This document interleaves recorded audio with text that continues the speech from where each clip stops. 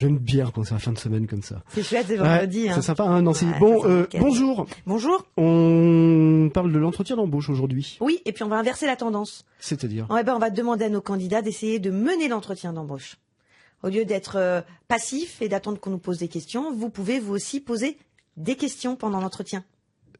Oui. Voilà, ça va pas encore ce matin. Non, alors soyez plus explicite. C'est-à-dire, vous demandez. Je suis candidat, vous êtes recruteur. Et on inverse les rôles, c'est ça? On n'inverse pas les rôles, mais à un bon. moment ou à un autre, je prends les rênes de l'entretien et j'ai le droit moi aussi de vous poser des questions. Donc j'ai listé quelques questions. Ah bah allons-y. Hein, ça va mieux là? On peut le faire. C'est-à-dire, le candidat peut poser des questions. Bien évidemment.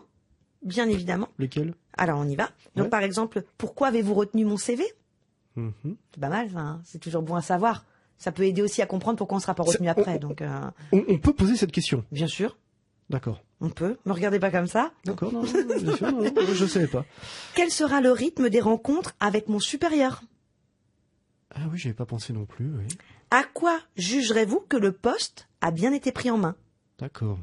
Comment a évolué la personne qui occupait ce poste avant? Qu'est-ce qu'elle est devenue en gros? C'est ça. Voilà.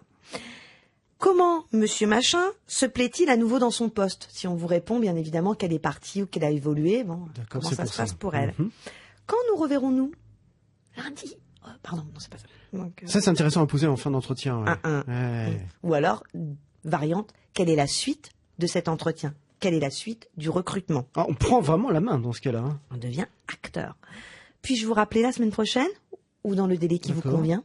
L'avantage, l'intérêt de prendre la main, justement, de poser ces questions, c'est quoi? C'est de dire qu'on s'intéresse réellement à cet entretien et à la suite, de se projeter dans l'entreprise, ou d'essayer de s'imposer face au recruteur. Comment est-ce que vous voyez les choses? Plutôt dans la première version, c'est-à-dire de montrer son implication, de voir aussi que le candidat se projette dans le poste, qu'il n'est pas simplement freiné par la réponse positive ou négative, qu'il est vraiment là, dans l'instant présent, en train de se dire j'ai toutes mes chances d'eux. Donc il pose des questions parce qu'entre guillemets, ça l'intéresse, le poste l'intéresse, et il s'y voit déjà.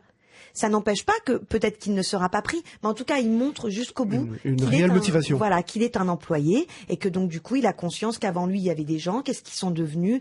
C'est important aussi pour lui de voir qu'il y a une hiérarchie qui l'entoure et qu'effectivement il veut savoir à quelle fréquence il aura des comptes à rendre. Il veut savoir aussi quelles vont être les méthodes d'évaluation de sa réussite, d'où la question comment le poste va être évalué au niveau de sa prise en main.